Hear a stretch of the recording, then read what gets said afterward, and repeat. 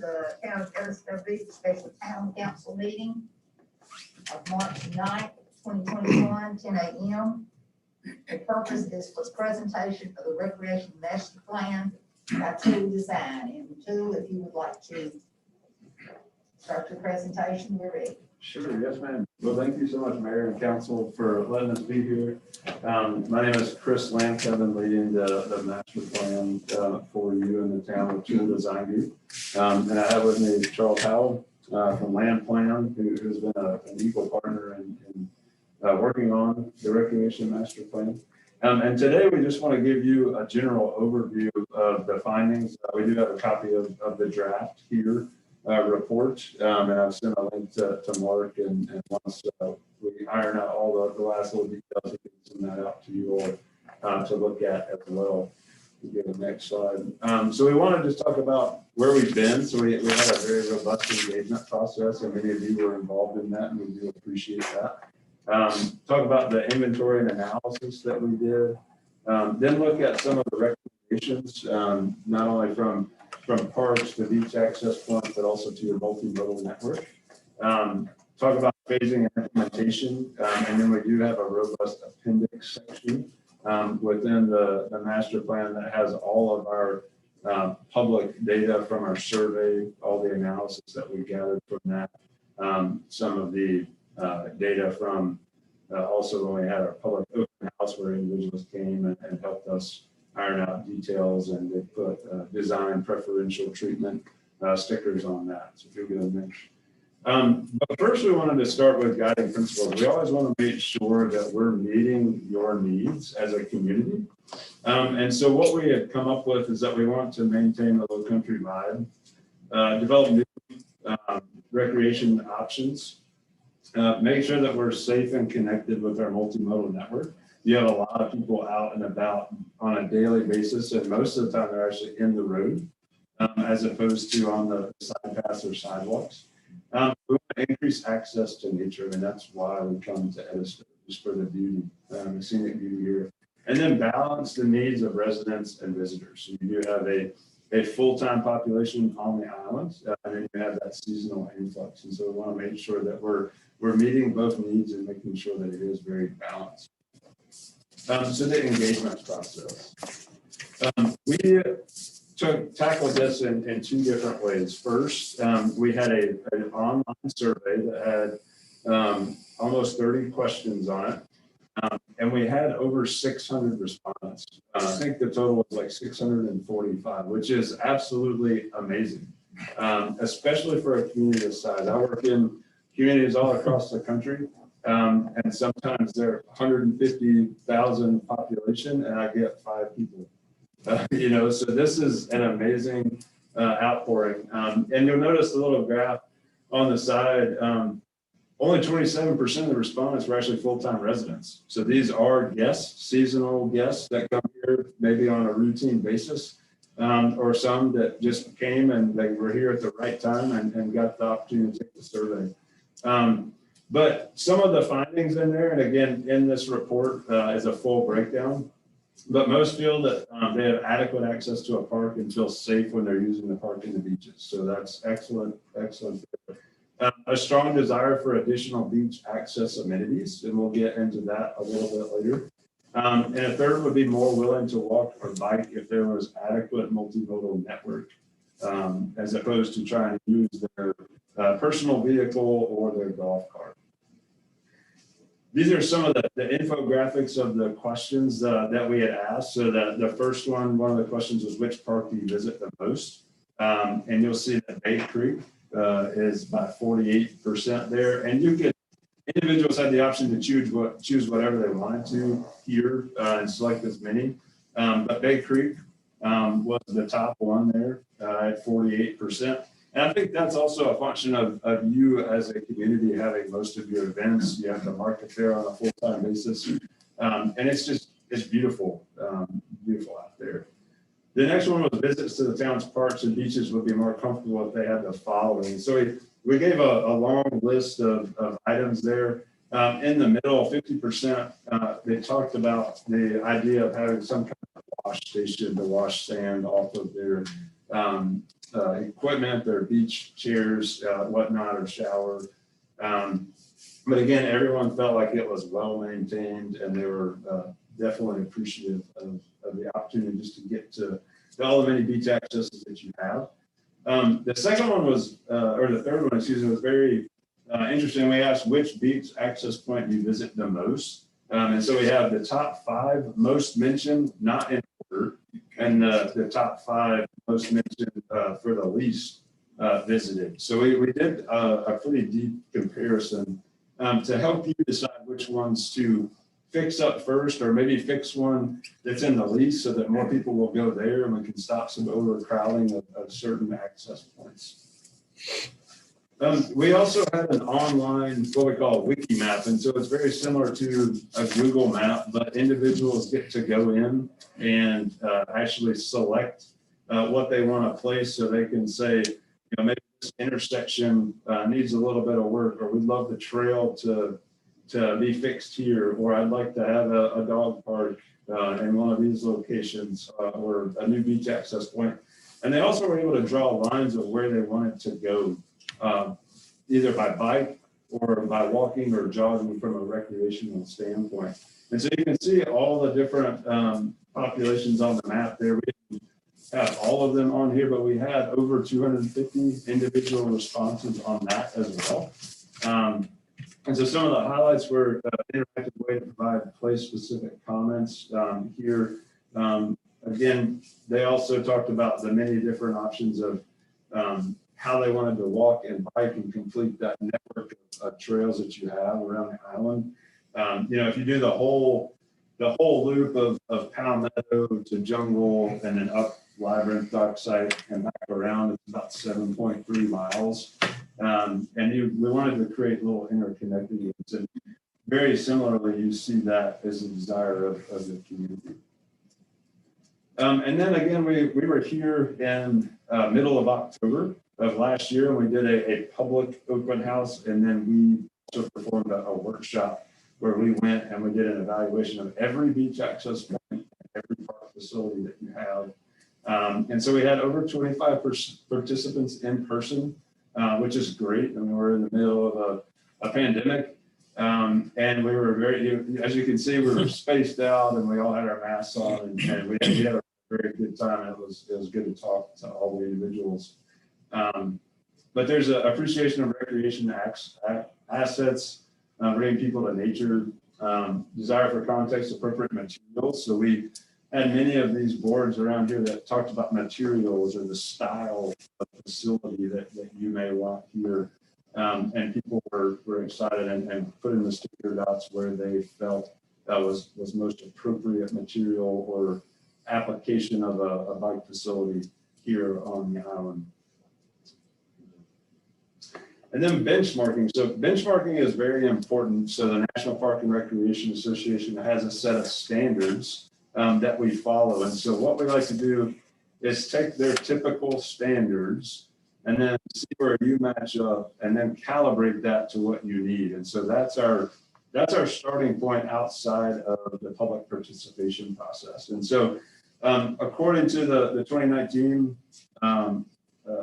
NRPA, typically there's one park for every 2,181 residents. So if we take your permanent population, and that may be adjusted here or there depending on how you, which website you go to for that, you need 0.0017 parks for the permanent population, and you already have 3, which is amazing. And then the peak season population, we use 30,000. You need 13.75 parks. So there's a very big swing there. But what this does not take into account is your beach. So the beach is one big part that most people are coming down here for. So we definitely calibrate towards that. But for right now, just for our baseline review, you guys have the 3 parks and the pickleball and tennis court. The other one, typically there's 10.1 acres of parkland for every 1,000 residents. For your permanent population, you need 5.79 acres. For peak season, you need 303 acres. And right now you have about 2.5 acres, 0.4 acres of a tennis court and 4.3 acres of proposed parkland, which is the tract M site, and that's the whole site, which includes the pond on there as well. So what you'll see is we only used portions of the site and left some for future development. But then you have 1,255 acres for the Edisto Beach State Park and the beaches. So you're doing pretty well in that regard. So you have way more than what you need if you take into account your neighboring park facility in the state park, as well as the beach, which is the primary reason why most individuals come. Excuse me. And then the typical park and recreation agency has 8.3 full-time equivalent staff for every 10,000 residents. So if we do that on the permanent population, we need 0.47. So basically 1 employee after time dedicated to the park facilities. The peak season population, you would need 24.9 staff. And right now you currently have 0 full-time dedicated to park and recreation. And you share 3 public works, I'm assuming it's still 3 since we last talked, 3 public work staff that are actually taking care of the whole island from, anything and everything that needs to happen. And then just to cap on some of the trends that we see, inclusive playgrounds, so that, everyone, no matter their age or disability, can play. Like spray grounds, water features, lacrosse, passive recreation opportunities, small group trainings, mini soccer, shorter sports season, interactive art and technology, and petanque. And so those are just the emerging trends, and I wanted to share those with you. And this is outside of all of the walking and biking and the access to nature that individuals want. Yes, ma'am. The last, So petanque is similar to bocce ball, is how I would describe it. And basically you have a rectangular pad instead of or a square pad instead of a rectangular bocce. It's very similar. And honestly, I don't have the ins and outs background on that petanque. But Morganton, North Carolina actually installed 16 petanque courses and it's like holding national tournaments in petanque. And so it's a really cool game that anybody can play. I mean, it's like pickleball and it's level of ease to play. So it is All age groups. Yeah, it's for all age groups. Yes. That's what's popular. Switch. Yep, sorry, Stephen. Sorry. So again, Charles Howell, and like Chris said, if we're going through theirs and there's questions, we want this to be as open and as possible. You don't have to wait till the end and try to remember all the questions. So like Chris said, we did an inventory analysis of all the parks. Of course, Bay Creek Park is most ADA accessible of all the parks. So it's planned activities like Chris showed on the survey. It was the most visited. Most of your parks have passive recreation options, and Burley Isles is actually your largest park based on the lagoon or lake or pond there. But it's not utilized because we can't really get to it. Beach access point, third, provide most man-made paths through the dunes. Accumulation of standalone paths and parking areas is a challenge. The average off-street parking is 8, and you only have 1 that lacks both vehicular and bike, which is really good. The multimodal network, which we'll get into more specific about these later. The unique mix of pedestrians, bikes, and golf cars and trucks. That's great, but it also has to be working together. Most lane with speeds with 30 miles an hour. Bike to car facilities ratio 1:4, and half the street networks lack sidewalks on one side of the street. And I will say when we did that inventory, we have images and a full write-up for every park facility and for every beach access point. So when you get this, it'll go into more detail. Bay Creek Park, we have all the land, the access land on the south side of the property. It's not really utilized right now. So a couple things that we saw is the lack of parking on major events. Obviously, we could utilize this as a 20-car parking lot. Of course, I think we have some recommendations about maybe a private partner, public partnership with the boat dock parking lot if that can be worked out. The other option is you just extend the park, and just make it a wider space. It allows more opportunity for the events to get bigger because it's greatly used now. The other thing that's offered is you can still park there. You can have it as if it's a smaller event, you can still utilize that for 20 or probably get more because there's not defined parking.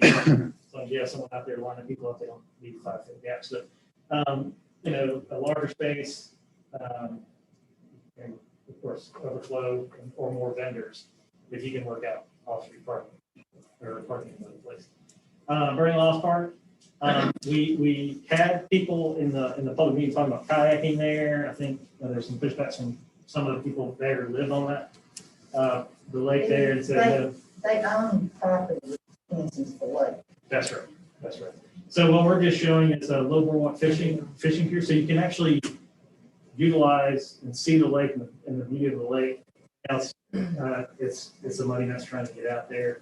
Like I said, exercise stations if we can get some in there, covered swings, and then just a little bit more formalized parking. The road's getting a little worn out there on Porsche, and just a few parking spaces. Although I'm hoping that with the advent of some of the recommendations for the the trail and the shared use paths, that you don't really need that much parking. Jungle Road Park, the big one is the bathroom at the parking lot. That's down here in the bottom corner. And then utilizing that entrance and basically extending the park a little bit to the west, adding a major kind of entrance there that ties more to the parking lot where the crosswalk is. Creating barrier between the road and the sidewalk, existing playground, just extending the paths. The paths there are great. And then just doing an overlook and then maybe an all-inclusive playground. Those are becoming really, really popular. I think for the communities we're working right now, that's all they're talking about, the Savannah playground, and they want their Savannah playground. And so they're becoming really, really popular. And also one of the main things there where that number 6 is with that overlook is absolutely gorgeous, that view back there. And we just want to open it up so more people know about it to get back there and see that. Basically just take what you have and just extend. So track M, this is a good number of people recommend a dog park. So we have a dog park there along Murray Street. We show a future development site because that was one of the opportunities presented. And then we have this mulch path, walking path that would eventually tie to Dean Street that would bring that shared use path all the way to City Hall. People want to come here for City Hall. Workout stations, an info kiosk to explain everything, and then like I said, the shared use path connection. And then beach access points. I think we did 3 of these recommendations, and this would be the Cadillac version. Obviously, full ADA accessible boardwalks, showers, moving the trash cans closer to the pedestrian or the beachgoer for them to use before they get to their car instead of having to walk past it. Right now, they're all at the roadside. ADA pads to make it ADA accessible, and then hard surface, the rest of it. And then these are, and I think Chris is going to go on this a little bit later, but all these recommendations can be done. I mean, a lot of your the paths right now it's just going to be paving a handicapped parking space. You already have everything else accessible, but you don't have that hard surface for wheelchair accessibility. So I don't want you to look at this and go, oh, it's too expensive, whatever. But like Chris said earlier, we've identified the most used space, the most used, and the least used. And I think it's important what Chris brought up a good point, is it could be that some of those improvements are on the least used, and maybe that helps with overcrowding of the most used. And then wayfinding and signage. These are kind of the same things we saw during the open houses and those type of things. We kind of just refined them a little bit and then extended them. So you have your beach access signs. You use the same materials and concepts to do the parks, so everything would tie together, be consistent. So when people come here, they see that sign, they know that's a municipal area. All the way to mile markers on the greenways and the trail markers. These we recommend wood with some powder coated metal. Those curved pieces could be powder coated metal. They would help seal the wood. The end pieces are protected from the weather and make them last a little bit longer. But we have each access parks the trail. Yeah. And one other thing just to point out there is that we did create a new logo or brand for the park system there that you see in the middle. So we did take comments from your current community logo and put it in there just to try and brand the parks, everything park and recreation to be the same and noticeable. So the colors would all be the same, as well as the tie-in from the Pelican. From the primary logo of town. So multimodal network, we did a very robust study of all of the roadways and the existing materials, the existing network that you have currently on the island. And this right here recommends, or breaks down all of our recommendations that we'll get to in a minute, but it shows where the park facilities are, where we'd like to see crosswalks, actually painted crosswalks. The blue dots all represent where your current beach access points are. The orange or yellowish color are shared use paths. So some of those you already have existing, so we're just showing a completed network. You do have the Vine Street Greenway off to the left, and then shared streets, and those are the blue or cyan color that you see primarily on the first half or the northern portion of the island. So one of the major recommendations that we have, and again, this is more just for safety of your citizens and your guests here on the island, is to identify locations of crosswalks and to put 10-foot wide crosswalks that are the high visibility markings. So not just your standard two-stripe, but as the image shows, you do have those thicker lines that are reflective when car lights hit it, so that we can really make sure that pedestrians know where to cross. I know some people are still going to cross the road wherever they'd like to, but this helps to provide predictability where you're going to have a higher influx of individuals crossing the road, particularly on Palmetto and Jungle Road. And then the other thing to point attention to, and this is an example at a mid-block, but we would like to suggest doing curb extensions where we do have these crosswalks. And those would be where we actually take and do new curb around. We could also start with just painting some of the roadway to signify this, but it will help with two things. One, the first and primary is that it's going to shorten that crossing distance of pedestrians to get to the other side of Palmetto. So right now they're crossing 4 to 5 lanes plus the parking on either side. And so this will help shorten that up. It'll also be 20 foot away from the intersection. And so that helps you maintain parking away from the intersection so that those sight lines are open for an individual trying to either turn on to Palmetto or off of it and make sure that the pedestrian is visible. So not limiting parking, in any way. It's just trying to protect that sight line from a safety perspective. And that can be done as shown here with concrete curves, and you could even put landscape or make it all concrete, or it could just be painted for right now, just to signify that spot so that someone doesn't park too close to the intersection. Shared streets. So shared streets are not a new concept. You live on an island. Every street is shared. Everyone's using it from walking, biking, golf cart to car. But really what this helps signify, you can see in this image that you have everything happening that you see pretty much on a daily basis on many of your streets here. But it would basically be signage and maybe a few traffic calming elements. But the goal is to reduce speed, make sure that we're not driving 30 and on our phones, just bring awareness that there are going to be more people on this street that aren't in a vehicle. And just making sure that all users have equal priority. So you can see on our recommendations, and I've got a map here too, that many of those are just your cross streets between Jungle Road and Palmetto, and making sure people aren't flying through there just to get around, you know, a golf cart or something and get back up. Go ahead. Shared use paths, you're not unfamiliar with those. We do recommend that we make them wider. But some of our main recommendations are Palmetto Boulevard to Yacht Club, a new shared use path installed. From Yacht Club, basically widening the existing shared use path because I think they were 5 feet at one point in width, and we've had some crowding with debris or lawns coming over those. Libran and Dockside reconstructing the shared use path again to widen that and actually fix some of the cross slope issues, especially there at Jungle Road. There's a good section where you're running on a interesting incline there.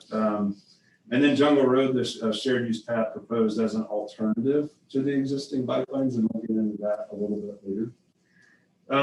What we did is provided a lot of options for you. So we don't want to prescribe for you one particular type of shared use path. So we wanted to show you multiple options and let you pick. And we also provided opinions of probable cost per mile menu so that when Mark or Iris apply for grants, they can say, oh, well, if I want to use this one, it's going to cost X, and I need to look for a grant that will help us do that.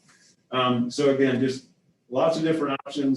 Some of them have some physical protection, and some of them don't. Some are raised with a curb, and some of them are flat and level. And we'll get into some other concepts here shortly.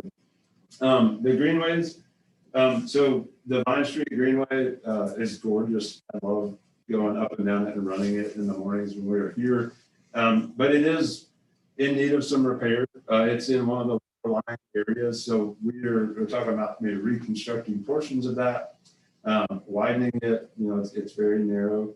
And then maybe putting some low boardwalks in areas that are really low in elevation, so that it can be used all the time. And not have to worry about if it rains, you know, then I can't go run on the greenway. You also see a recommendation to connect at the end of that. You know, we come down Lee Street a little bit with a shared use path, but then going from Neptune over to Loring Street and being a greenway, as there is no technical roadway beside that through the tract M piece of property right here beside us. And again, gave many different options of greenway, all the way from natural surface with a concrete band to a concrete surface, which is kind of, you're moving from, you know, less expensive than the Cadillac type things, but you also have maintenance differences there. Wanted to talk about materials. And so we do have a section in there that talks about all the different materials. The strengths and weaknesses of why you would want to choose one versus the other. So for concrete, you know, it would be the most long-lasting material that you could do. One of the weaknesses is one of the more expensive, and it's not pervious to storm water. So next one. And then all the way down to, you know, wood chips, crushed stone, and oyster shell. So we wanted to give you a lot of option there and talk to you about the appropriate materials, and then let you as a community in town decide what to do. And as I mentioned, the menu of planning level costs. So all of those different elements that we talked about, from crosswalk to striping to the different types of greenways, we've broken out a per linear foot cost for each item for you again to plan in the future. And we have calibrated that to this area. We know that it is more expensive to get material here just because you're further away from some of the suppliers. And that would then need to be inflated every year past this by about 5% to try and cover that. But this is a great tool for you to go after funding and grant mechanisms. That's just more of those costs. So a couple recommendations, and I know that we talked to SCDOT as part of our stakeholder group here. But there's many recommendations, two that we wanted to show you on Jungle Road just for consideration.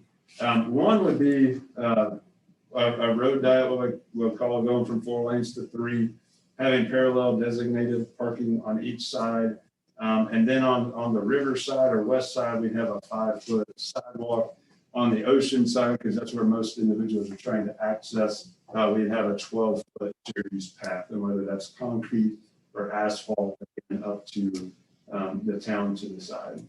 Another option on Jungle Road is to only have 5-foot sidewalks on both sides. So right now, we don't necessarily have sidewalks continuous. We also are missing a little bit of curb and some stormwater at the beginning of the island. So this would maintain the 4 lanes of travel, the traffic that you have right now, designate those parking spaces again, but then provide a pedestrian facility on both sides of the road. So you do have a really nice sidewalk for a majority of the west side or the river side, just adding that to the ocean side as many individuals, again, are trying to get to the ocean. Chris, and Yes. this option would allow for the curb extension, correct? While Yes. still maintaining 4 lanes of traffic. Yes, great point, Mark. And both would, so the curb extension can go out into the parallel parking space at 8 feet. Only, there at an intersection is where we would suggest that, which would then allow the pedestrian to only cross the 44 feet as opposed to adding in the other 16 to make it the 60 feet wide. So it's just another safety element. And what's our current travel lane width? So it does vary, but you have a 11 to 12 foot on the inside, and you've got about 16 to 17 or so on the outside lanes. So you don't necessarily have designated formal parking. It is functioning that way, but it's not striped in that manner. But that's also why the speeds are up. Water to lane, that's an interstate travel lane, 15 feet to 16 feet. So that's why you get those people in the center going faster. Could we achieve this plan by maintaining the same or similar travel lanes that we're operating off of now? So I think that in many of the areas that you can achieve that, we would again need to get a survey. I think the next step would survey some of that. But one thing that we have to double check is that DOT does not allow you to count the gutter space so the difference between the asphalt and the concrete gutter and curb. So that can't be counted as travel lane. So we would just need to make sure and triple check that area there. But great question. And then you also switch at Billow Street. You go from the 4 lanes to 2 lanes. But oddly enough, it appears that you have the same right-of-way width. So your partial width doesn't change. But what we would suggest there, again, is to widen that shared use path. Create a shared use path and then widen the one at Yacht Club that have 10 to 12 feet of an asphalt shared use path. On Jungle Road, what we see, as we've been running up and down that and also driving it as well, there's 2 options that come to mind. The first option is to actually shift the center line of the road over towards the ocean side, the 4 feet. And then that would allow you to have a 12-foot shared use path on the riverside. And you could choose to either do a paint buffer or a concrete buffer there. So a little bit of a physical separation. That is one of your higher speed corridors. It's the main drag outside of Palmetto. But you could also choose to just paint that out and only do the physical protection of a concrete curb up at the commercial district at the beginning of Jungle Road. And the reason why we're suggesting these is because right now on the ocean side, it's only about a 4-foot bike lane, and sometimes it comes in at about 3 or so. But the new standard is 5 feet, and so we do encourage that. You also have the existing width out there to do this in, it's almost 2/3 of Jungle Road. So you do have a section where you would need to come in and add a little bit of asphalt on the riverside to accomplish this. The other option is just to go back in and make sure you have 2 5-foot directional bike lanes in both directions, and making sure they are actually 5 feet. And that would still be shared. You know, individuals are still going to use the bike lane to do their running as well. So, you know, option A, option B. Option A, concept A, how do you see like golf carts? Yeah, so the desire is to keep the golf cart in the roadway. And so that would, I know there's competing interests there. There's a lot of competing interests there. But the desire is to keep them in the road and not on the path, because it's not safe for the golf cart to be in the path with the pedestrians and the bicyclists. Now, with that being said, the type of protection that you do, as you get further down outside of the commercial district, it could just be paint, a buffer stripe, 2 foot.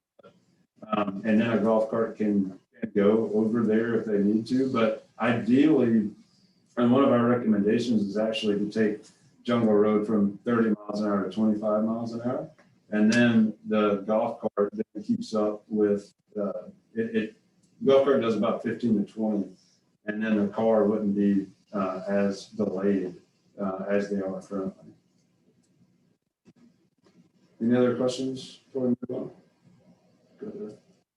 on? So implementation and phasing, we go to the next one. So we have a pretty robust section here. But what we did is we broke it up into 3 phases over a 10-year period. So 0 to 2, 3 to 5, and 6 to 10. And these, as I was talking to Mark earlier, you may have funding and can do something that we say is suggest to be in year 3 to 5, but you can go ahead and accomplish it because you have funding. So this is just a roadmap and of recommendations. Many of the ones that are in the 0 to 2, some of them are policy, some of them are looking at speed, some of them are quick wins catalysts, so we can check off and continue the momentum. Like the first one, I had bicycle parking at Bay Creek Park. We can go out and do that. Did you already do it? I think so. Yeah, Did done. already Check. did. That was one. When we were here in October, that was one of the things. You can already check the first one. But then we also talk about like amending Article 3, Chapter 28, which refers to the golf carts, about how they can be used and stored and not be used on shared use path. So we want to look at policy, other quick wins like add trash receptacle to a few of the beach access points that are missing. One big one on number 7, establish maintenance schedules for parks. And we also have that also for sidewalks and shared use paths. Go ahead to the next one. Item 10 there, we talked to Mark about applying for grant funding, which is already in process for the improvements for the Vine Street Greenway.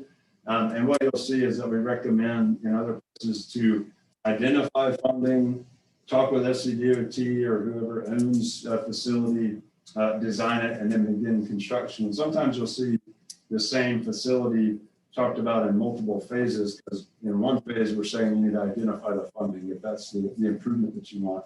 And then maybe in year 3 to 5, that's when you design and actually build it. 16 there.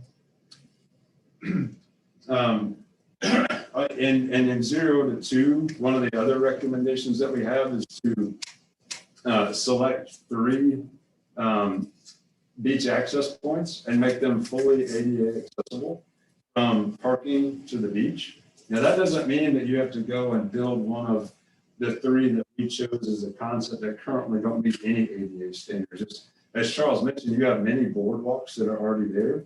And so it may be as simple as you going in and putting the concrete pad designated that handicap parking space, and then you're on your way. Or taking one of the parking areas that have the Moby mats that you guys have been experimenting with and having success. That can be considered ADA as long as we meet, the slope requirements there. but again, designated that parking space. So in 0 to 2, pick 3, and then in 3 to 5, years 3 to 5, also pick 3 more. And that's what we're saying is have 6, maybe they're spread out, maybe they're clustered together, but 6 that are fully ADA accessible out of your 38 access points that you have. You also see recommendations in there for all of the multimodal facilities, every park that's broken down into when you should look at funding, design, and then implementation. So, Chris, yes, ma'am. talk about the ADA. When you talk about that, are you talking about a regular wheelchair being able to actually get out of the, No, ma'am. So what it would entail is from the point when you park and to where you get to the end of a MobiMat or the end of a boardwalk, that's accessible. From the moment you hit sand, it doesn't need to meet ADA. And we do talk about trying to expand the knowledge of where the wheelchairs are, the sand and beach wheelchairs are at the fire station. We do have a recommendation to try and get the word out more there. But it is only from the time you arrive to the end of your MobiMat or your boardwalk to make that fully accessible. Does that answer? Yeah, I hate that somebody in a wheelchair who doesn't have a way to get the beach wheelchair can't go anywhere but just sit on that boardwalk right now. Right. The fire department will deliver. They will. Oh, yeah. Okay. They've been doing that. And I think it's just getting that word out that you have those, which is amazing because there's not a lot of communities that do have that. And just getting that word out. If they can, then do. If not, Just kind of slight, but. Could be as simple as a sign there. Yeah, Charles made a great suggestion of just, maybe having a sign at the 3 in, 0 to 2, and then the additional 3 that says, hey, call this number to reserve a beach wheelchair.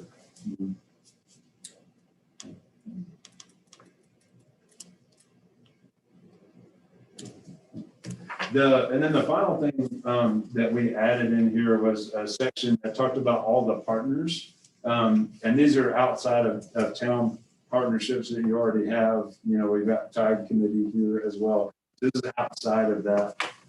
Just listing all of the partners. They're on the left side. So the state park system is you guys have a good relationship with maintaining that. It's symbiotic.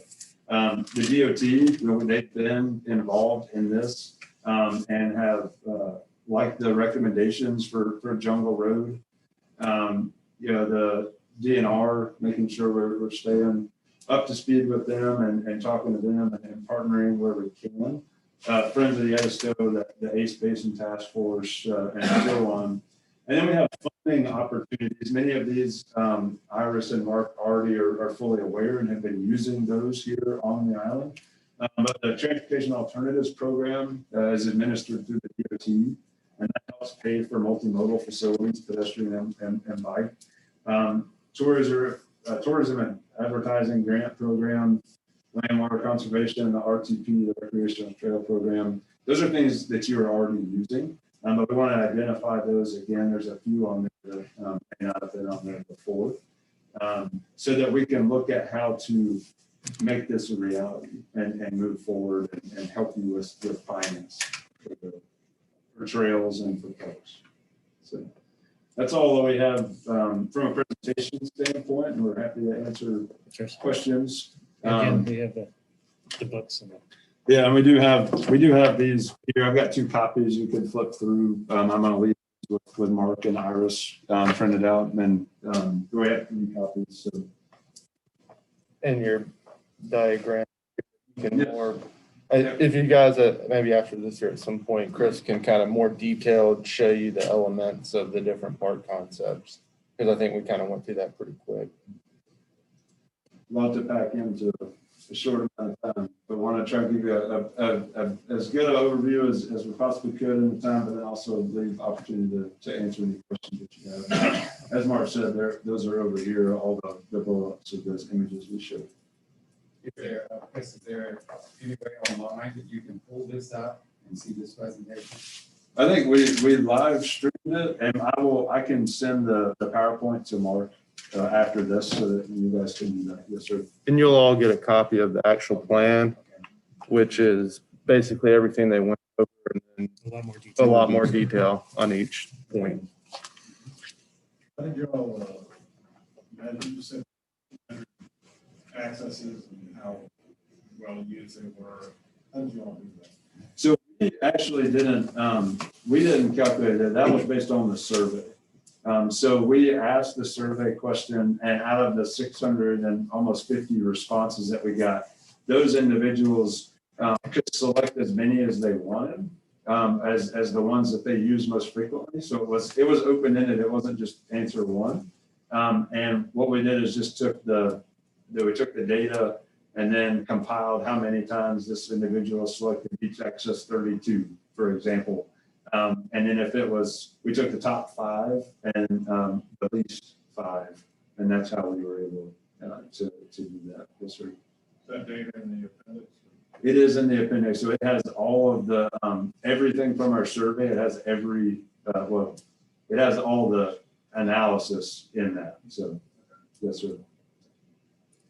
I can also point out from the scope of what they've done so far, as far as signage, really covered the park and the park's kind of signage. We have a little bit more money, a little bit more grant money left over that we're going to look at having them do a deeper look at our wayfinding signage, like our directory signage that we have, potentially a new welcome sign for town, and a few other things just to tie them in a little more.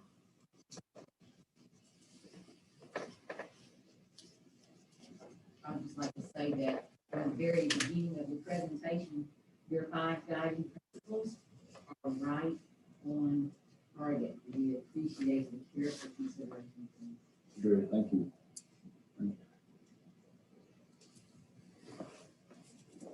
Anything else? Any other questions or comments?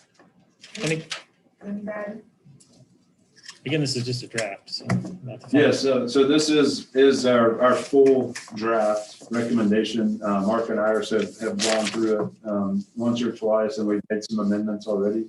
So we'll be wrapping this up, this portion of it up very soon, as long as everyone's in agreement to the recommendations thus far. And as Mark said, we're providing a scope of work to increase that wayfinding to outside of the park and recreation to get you to town hall or the commercial area, up front, or point individuals to the beach access points between like 1 and 10 or something of that nature, and the welcome signage. So just to create a robust new wayfinding brand for the town. Okay, any other questions? Hearing none, I'll entertain. Sorry, one point. We'll get this out to all the council soon, and then give you as much time as you need to look through it. And if you have any direction to maybe look at this instead of that, this is the draft, and this is y'all's opportunity to make any changes or suggestions. Thank you. So is that the next step? That is the For next. council's input, and then they revise the draft based on council's input. If there's something that you think needs to be explained better, then they can, if you think that there's something that absolutely is not going to work, then they need to know that, and we'll add or remove and adjust the plan as to how council wants it. Thank you for that explanation. Anyone else? Hearing none, I'll entertain a motion to adjourn. So moved. Is there a second? Second.